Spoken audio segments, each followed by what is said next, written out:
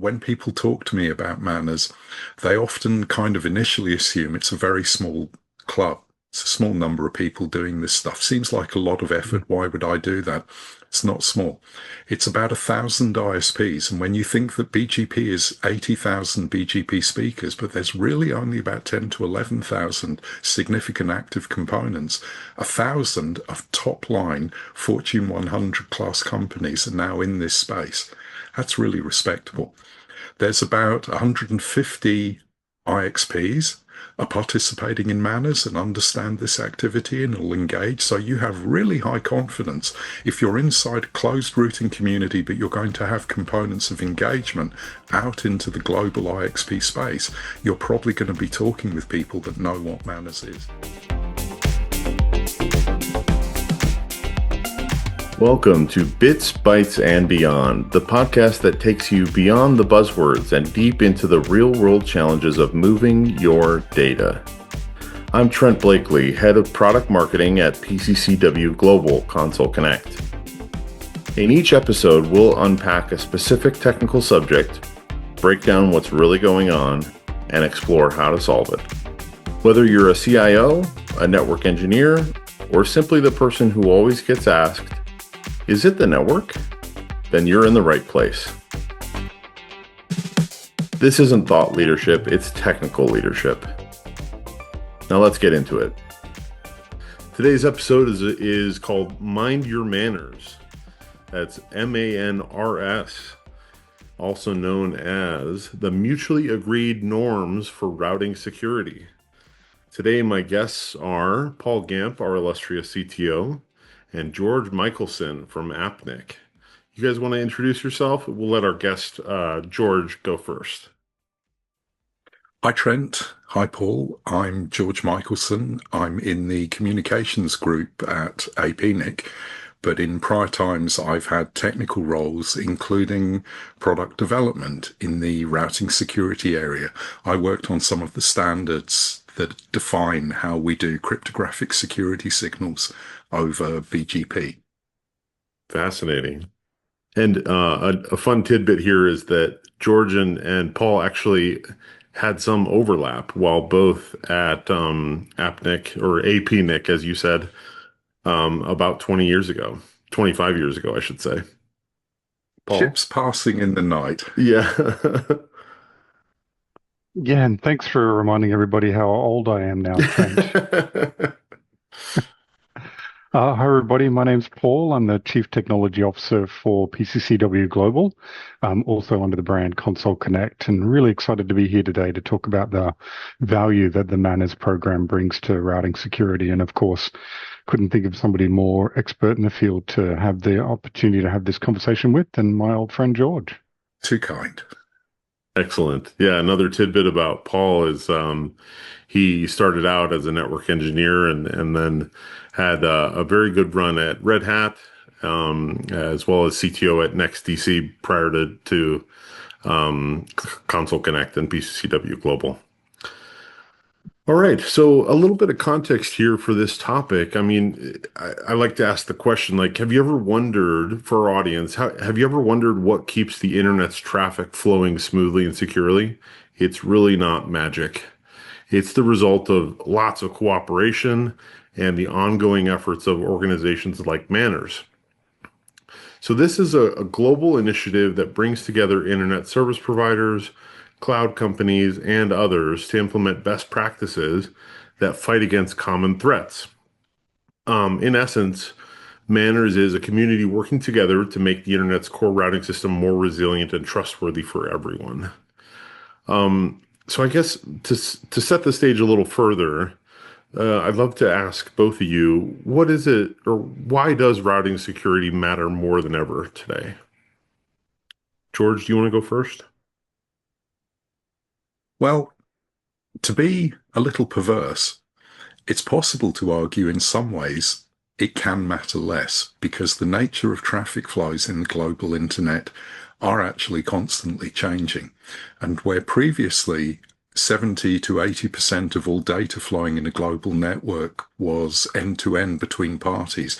The vast majority of data flow nowadays actually flows towards CDNs, cloud service providers, or in business to private associations. So there's been a subtle shift in the landscape. But even taking that into account, there's this huge problem underpinning the nature of routing in the global internet. It's a giant rumor network. It consists of people whispering or shouting at each other, "Hey, I know a good way to get to this network." And that information inside BGP is taken on trust. If you say it, it's believed by most people. And that allows opportunistically bad faith actors to say, "Hey, I know how to get to that small bank in Asia really quickly." And as a consequence, customers of that bank have their traffic intercepted and routed to the wrong location, which allows people to do classic smurfing and attacks on them. It also allows people to disrupt network flow and prevent things from being seen. And there's a fat fingers component that it allows people, when they're doing network configuration, to have small problems magnified into large consequences across the global routing surface. Because this isn't just a thing where I might say to Paul, "Hey, Paul, I know how to get to Asia effectively." When I say that to my peers in BGP, it goes everywhere. Every single BGP speaker, without other filters and constraints, is exposed to the things I say. And this means that things I do that might have a consequence about thousands of networks don't just go to my peers, they go to all 80,000 BGP speakers in the network. It's kind of risky. That's a fascinating perspective. I really like that. Paul, what would you say to that question? I think the relevance of routing security now, and I feel like I've spent too much time in the commerce section of my career than in the technical when I answer this question, is that a lot of the economic value that enterprises rely upon today are now outside the local area network.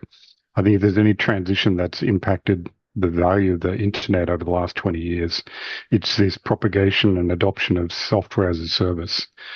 We wind the clock back 20 years ago. If I was connecting from my workstation to my ERP system, that'd predominantly be from my office through a local area network into my captive data center. That's not the lived experience of any of us. We're using video conferencing equipment that's over the internet. We're one of probably, Zoom here is probably one of 50 applications that we'll use throughout the day, none of which are in my local area network.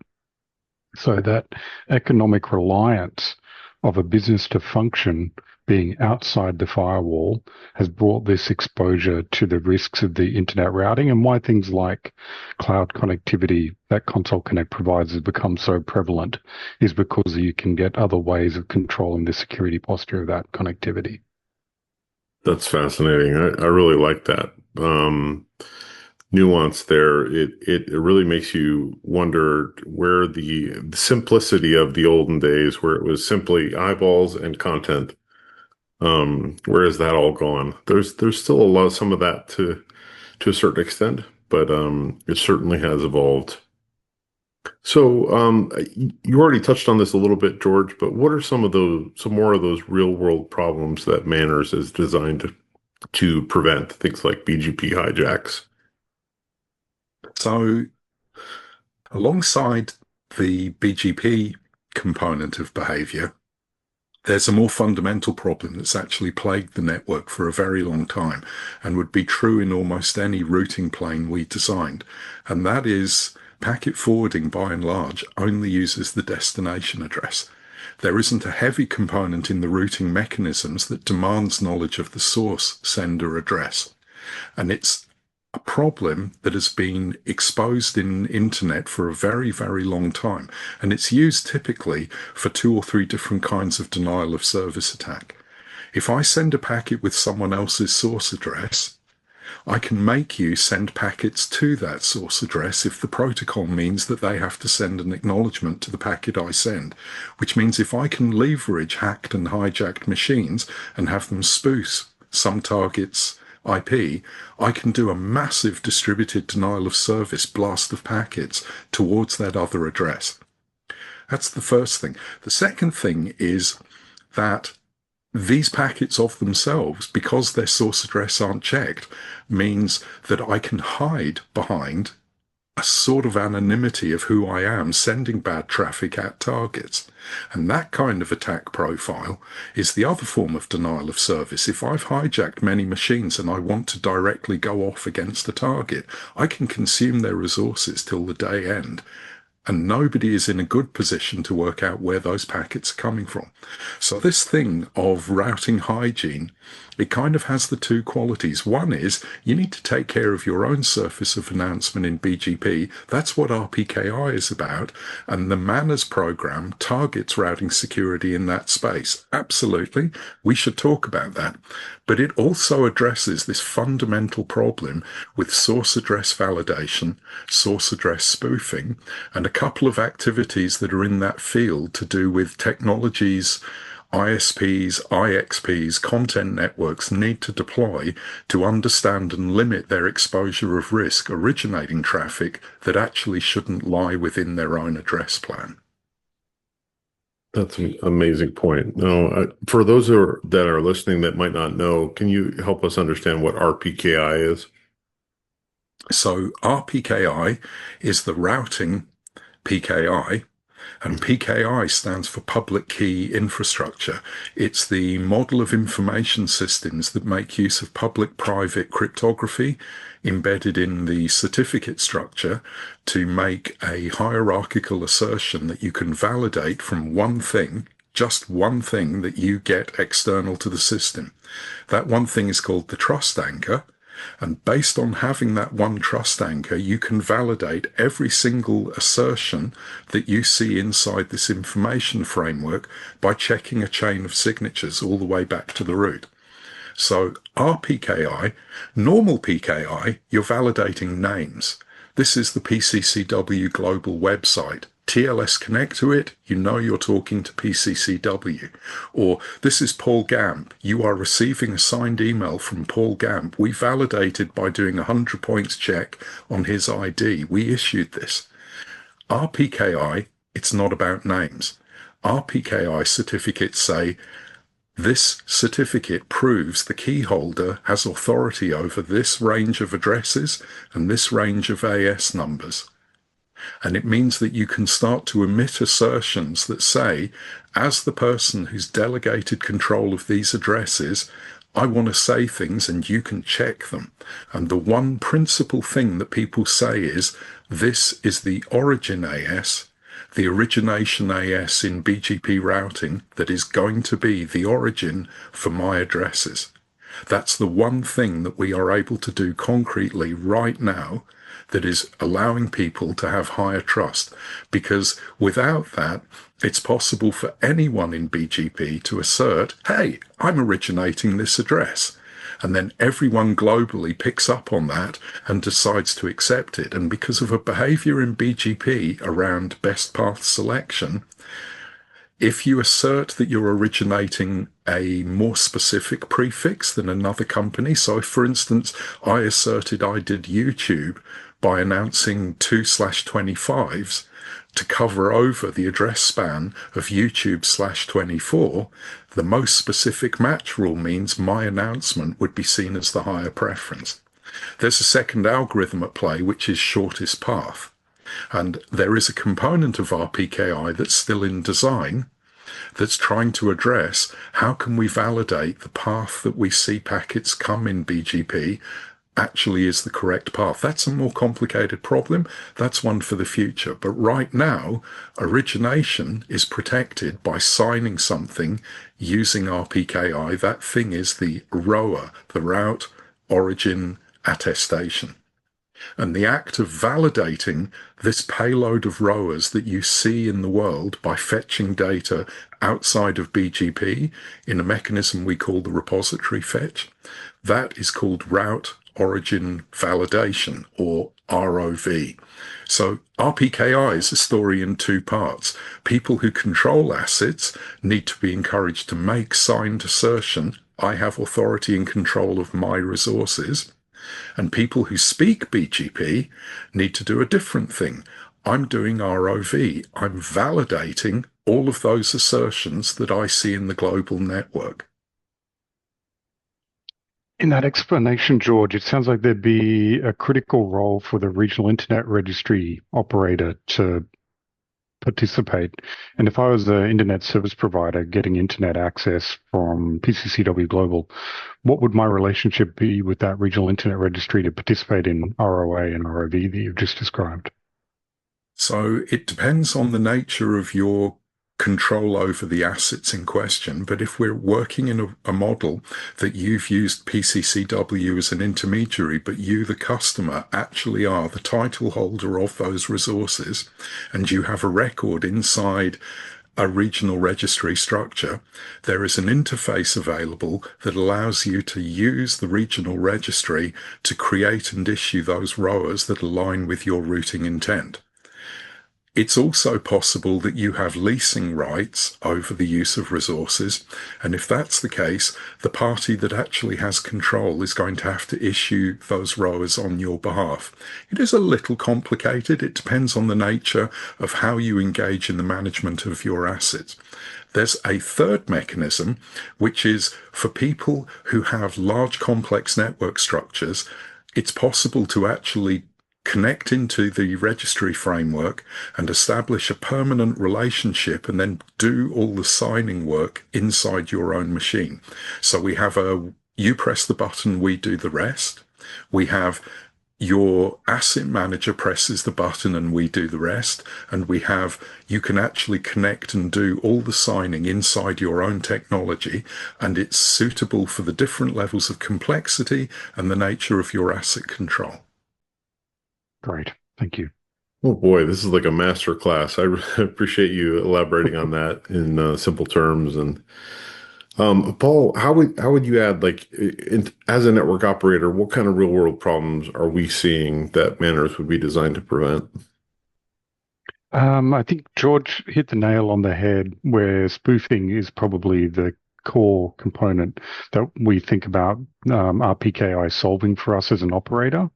Often, the history of the internet's been where a route will be propagated across the network by somebody who inadvertently advertised that route. And interestingly, that you chose YouTube there, George, in AS3491.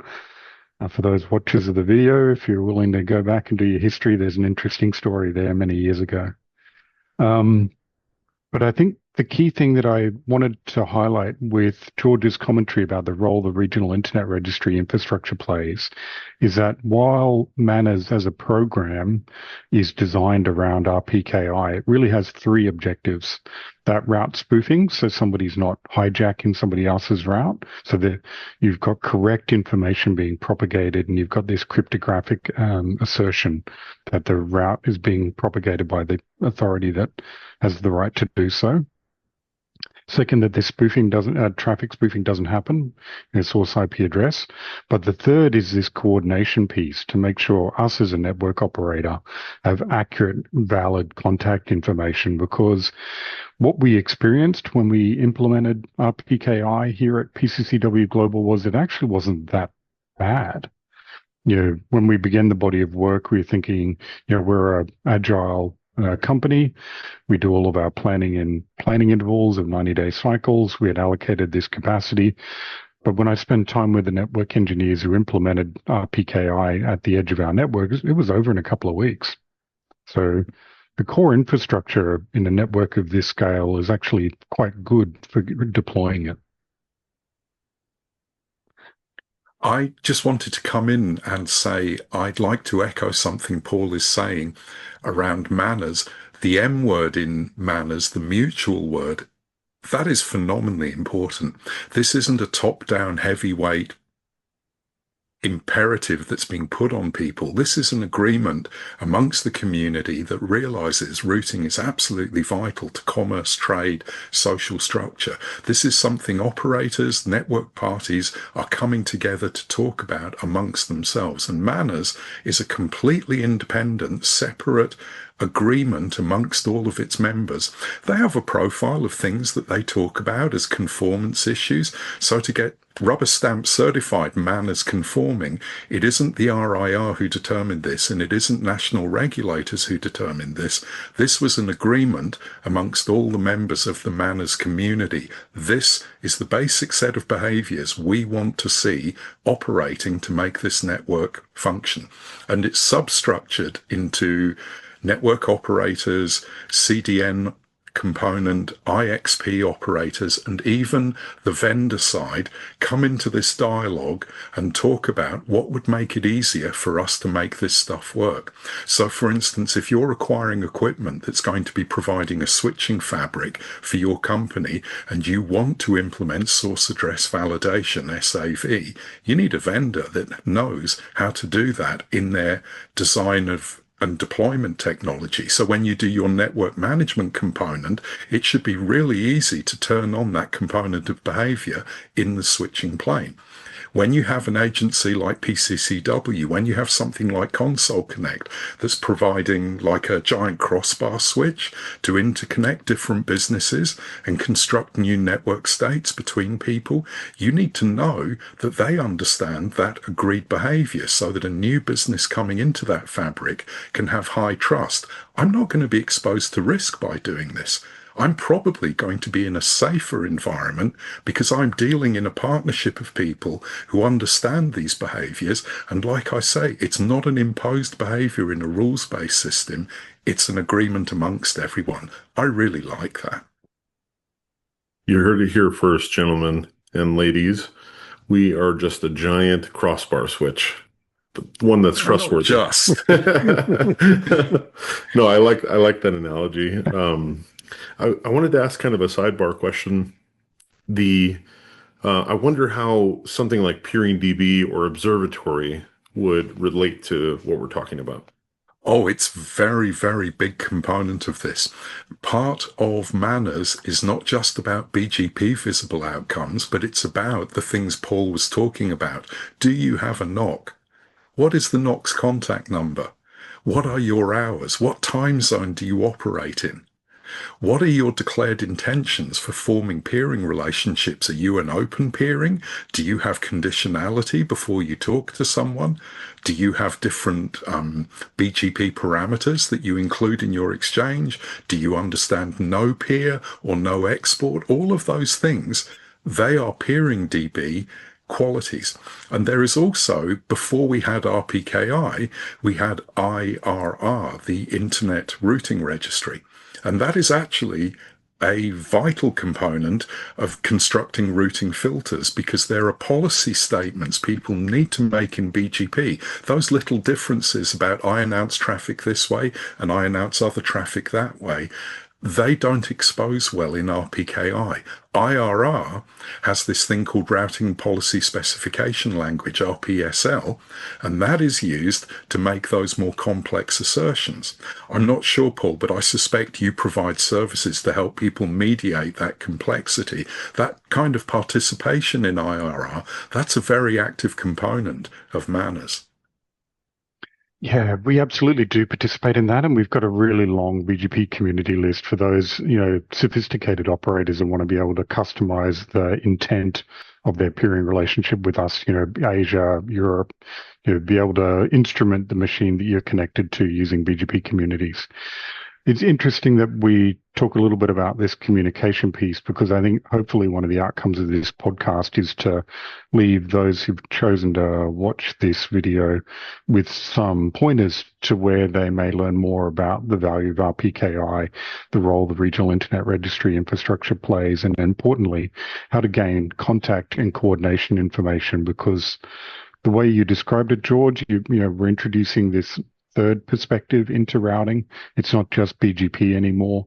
If we're, for example, PCCW Global and doing ROV, then you not only need to be able to coordinate the BGP session with us, you need to make sure that you've got that route object attestation correct so that we can do the validation on the edge of our network.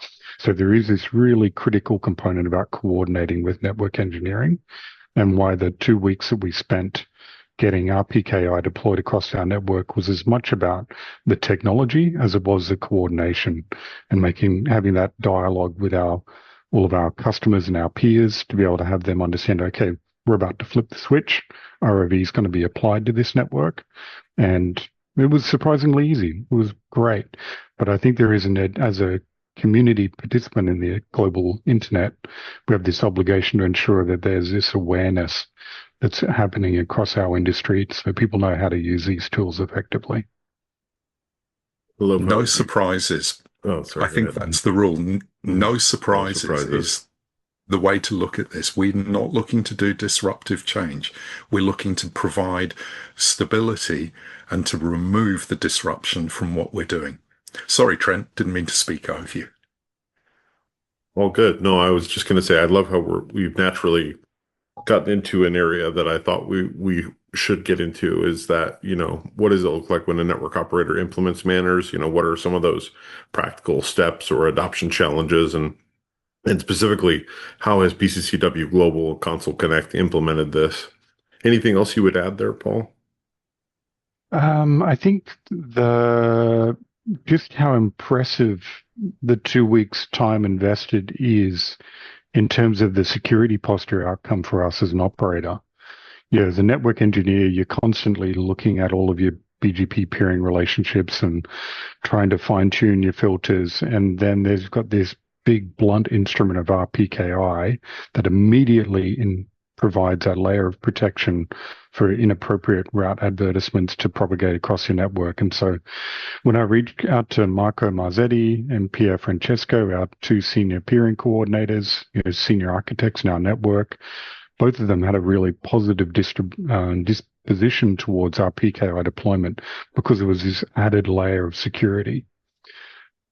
And the thing that they would have me reflect back on the call is that you do need to acknowledge there's a maintenance component to it. It isn't a set and forget part of a networking relationship. There's a lot of constantly reminding our product people and our sales people about the value of our PKI, why there's certain transactions that we can't permit because we want to maintain this security posture, and the value to the broader community in doing so.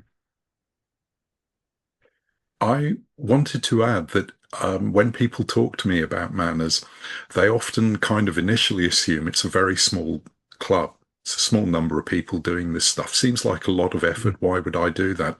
It's not small.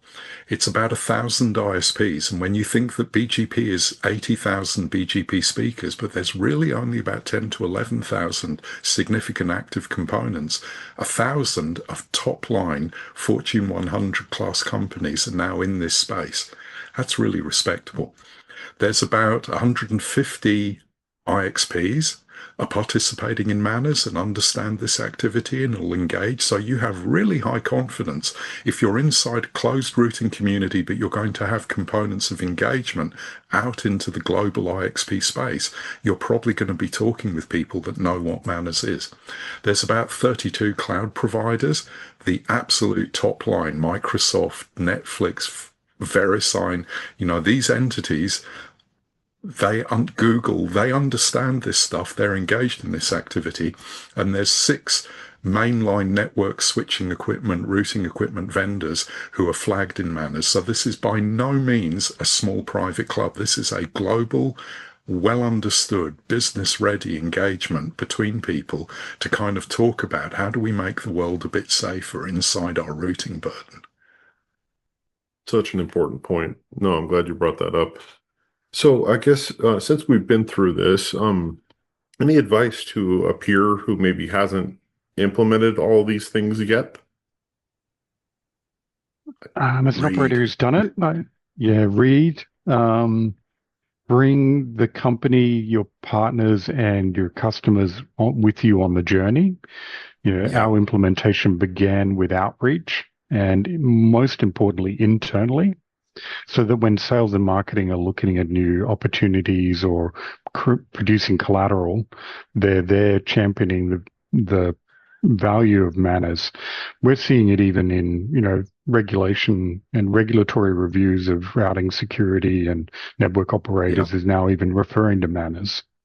So I think that's important that you bring the internal customer and the external customer with you on the journey to make sure there's no surprises as it's deployed. And then acknowledge it isn't, like all types of technology, you need to invest time, not a lot. Our engineers is probably spending 2 to 3 hours a week in maintaining RPKI, but the return on investment is there because we're not having to deal with invalid routes entering our network anymore. So you're much more proactive in maintaining your security posture as opposed to reacting to negative consequences of poor routing security. I would add that you may actually be having this come at you from a different dimension. We've had engagements with people who have come at us not as the registry, but as a component of their supply chain. So they are contracted parties with corporate and government who are now facing quite considerable exposure to risk.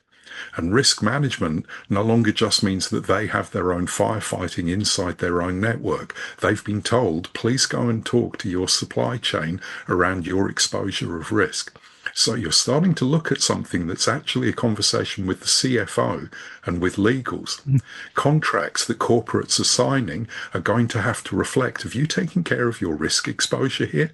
It's not that anyone actually thinks there's going to be something bad happen. I mean, we kind of know it's going to happen sometime. The point is, it's moving up in the paperwork burden in other parts of the enterprise.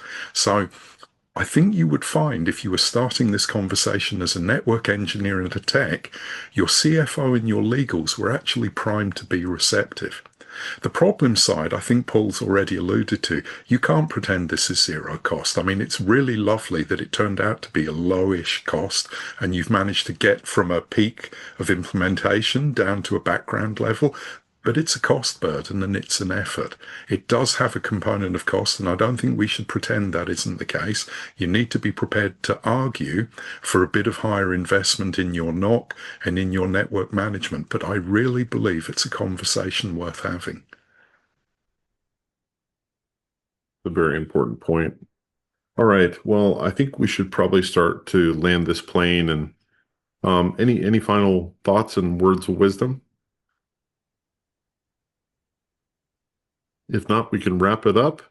Thank you so much for George. Anything else you would add? Looks like you have another thing on your mind. Yeah.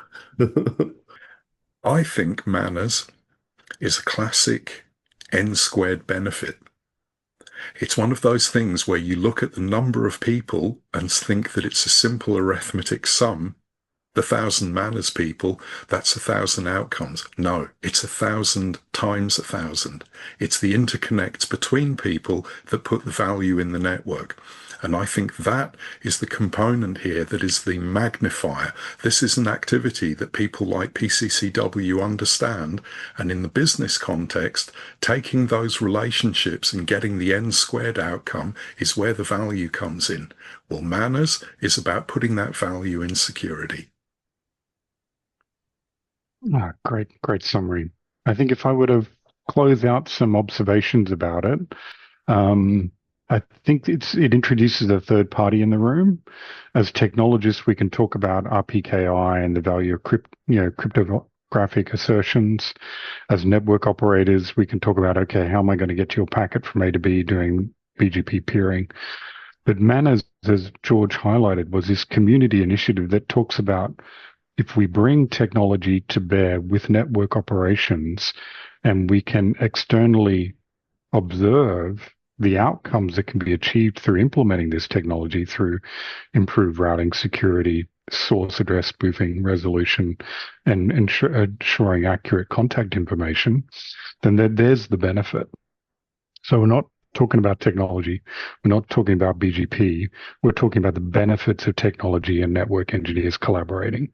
And so I think it was a really, like many of these great community initiatives, the outcome is easier to talk about than the core components of input. And so I think MANRS was a really valuable program to have a conversation about what's the outcome for the internet by implementing these technologies.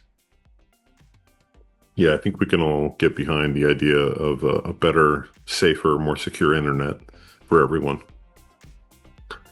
And with that, I'll remind everyone that you can find this podcast on Spotify and YouTube. If you wouldn't mind, we'd love to hear from you.